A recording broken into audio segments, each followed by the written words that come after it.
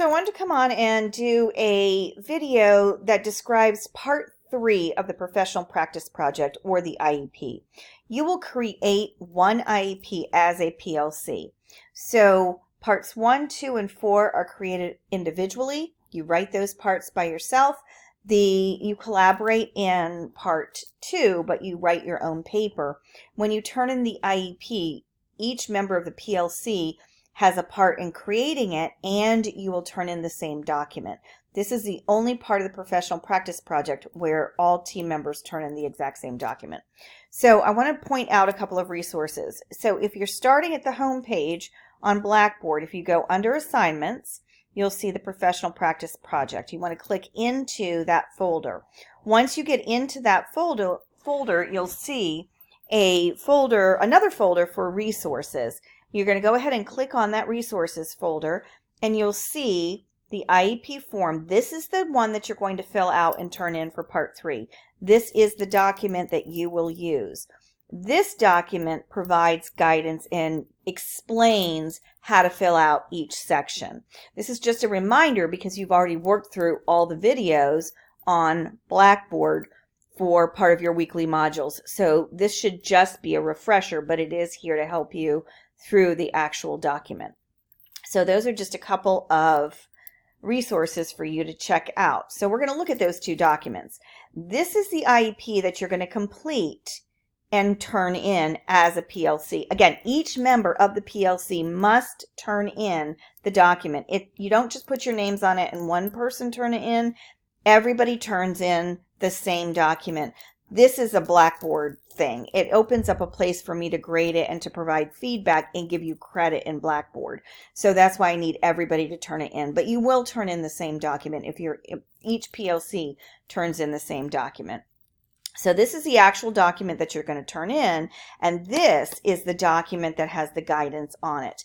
So wherever you see a yellow highlight, that's what you're going to fill out. So you don't have to fill out every single line, but you have to fill out most of them.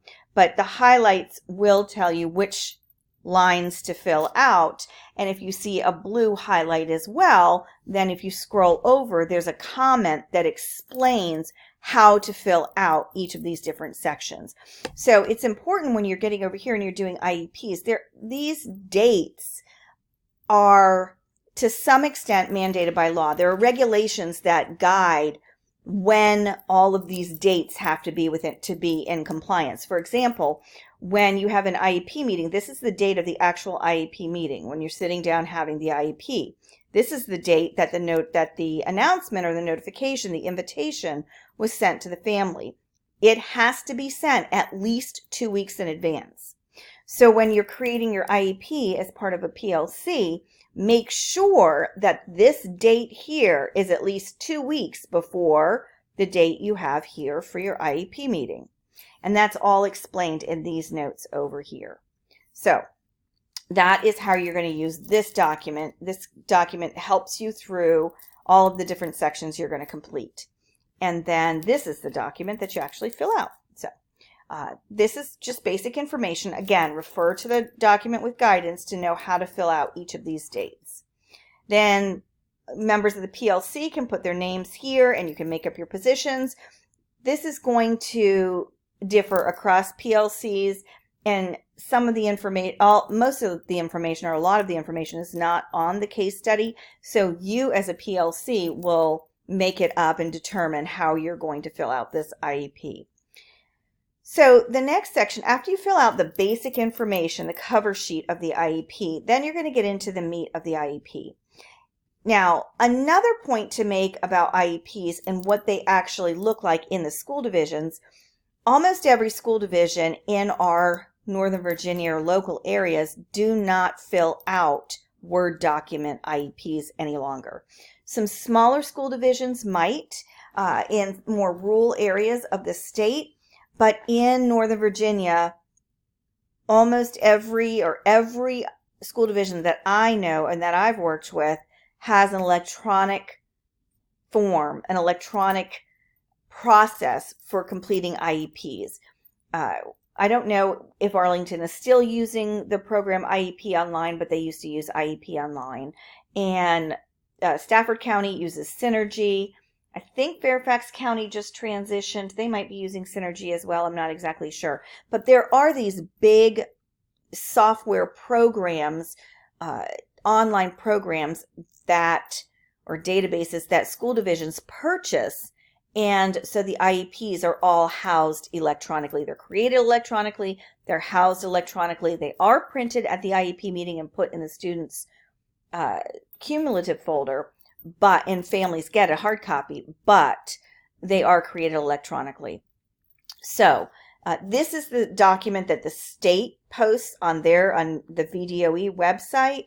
And so all of these parts are still in the electronic format that you're completing. It just might look a little bit different. So for example, this section, these are considerations that you have to look at for every single child. Whether it's relevant or not, you have to note that you considered these different areas. You don't have to write a statement in most school divisions. You don't have to write a statement about every single one of these areas, but you do have to say that you considered it. So again, you can see over here on the guidance document, you just type in considered. That's it. Over here, just type in considered. For our kiddos in preschool special education, almost every child is found eligible as a child with a developmental delay, so none of these are really relevant anyhow. Even if the student has limited English proficiency, we don't identify it in preschool, so you just put considered. If the child has a behavior problem, if they are found eligible as a child having an emotional disability, then you would note something here, but otherwise you don't. You just consider it. Same thing, if they have a formal assistive technology plan, then you would note it here, but otherwise you don't note it. There are other places in the IEP to put the accommodations. So again, it's just considered throughout. Then we're going to move on to the present level of academic achievement and functional performance. Back in the old days, this is how old I am, back in the old days, this was called the PLOP, present level of performance. It has been revised. It's now called the present level of academic achievement and functional performance. This is the section where you write your detailed description of the child. And there are certain areas that you have to include. This should be not an overview and generalities. This should be very detailed. When somebody reads this, they should have a very good picture of the child, what works, what doesn't work, where the child's strengths are, where the struggles are, etc. It should be written from a strengths-based perspective, meaning I want to know what the child can do, and I want what he can't do or she can't do to be presented in the positive light. These are documents that are written about children, and we don't write the child can't do this and can't do this and can't do this and can't do that. It's not strengths-based. It's not how we want to approach working with children.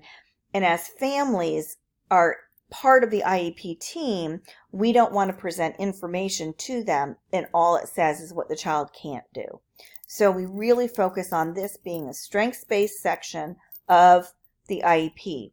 You introduce the child. How old are they? Where are they currently? Are they in a preschool placement? Are they coming from early intervention? Were they just evaluated? What is the medical history? What is the birth history? How did they come to be in this, getting an IEP at this point? Were they just found eligible? What are the evaluations, the latest evaluation results? And then what can the child do? What are his or her strengths? Where do they have areas of need? What strategies work with the child?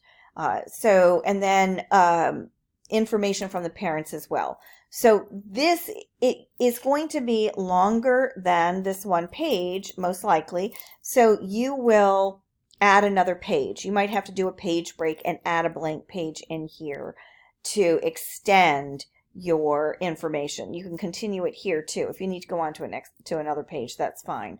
But it should take up at least these 2 pages, possibly more. The information on the case study is certainly not that detailed, so you can embellish. You cannot change the information that's in the case study, but you can expand upon it, and so that you can get this really good, detailed, present level of academic achievement and functional performance. So This is very important, and this is very important when you're working in special education, that this is accurate, it's a good representation, and that anybody who picks up this document can immediately start working with the child by knowing what works and where the strengths are and where the struggles, etc., and an accurate history. And this is very, very important and very key, and it's key that the medical information is accurate. I can't tell you how many times I've received children and looked through the IEPs and found, number one, a cut and pasted present level of performance with a different child's name, a child's name spelled incorrectly, or incorrect medical information. So this is really, really important that you pay a lot of attention to this section of the IEP for this assignment, but in practice in particular. Okay, so that is the present level. So we're going to move through that, and then you're going to get into the goals. And these are some examples of goals that you would write. You need to write at least 2 or 3 IEP goals for your case study child. You do not have to do any of the benchmarks. You will see that in some school divisions. Not every school division requires you to write an annual goal and then short-term objectives or benchmarks. Some do, some don't. We're not going to do it for this class. You just have to write the annual goal. So this is exactly what it is. It's an annual goal. Based on where the child is right now that you just wrote about in the present level, what do you think that child can accomplish in 1 year? That's what the goal is written around. So not where they are now, but what do you think they can do in 1 year? It's got to be specific, it's got to be measurable, and there's got to be a time frame around it. So here's some examples over here, and you're going to write, it says 3 to 5 annual goals, and that would be perfect. That's what you need, at least 3 goals, up to 5, based on the needs of the child. But you're going to go ahead and write your goals, and we're checking this box. We're not including short-term objectives, but just make sure that you're following the example and that it's measurable. And then how are you going to monitor progress? For our preschoolers, it's usually observation, checklist, classroom participation. We're not giving 3 to 5-year-olds tests and quizzes. We're not giving them special projects. We don't give them classwork. We don't give them homework. So we're usually doing class participation, observation, and checklist. So you as a PLC can decide what that would look like. You do not have to fill in this information. This is where you would be reporting, and usually it's every quarter when report cards are given. You don't give report cards in preschool or early childhood special ed, but you do send home progress notes once a quarter to families on how kiddos are making progress towards their IEP goals. So that's that section right there. So I am going to stop this video now, and then I'm going to pick up with a second video to finish the IEP.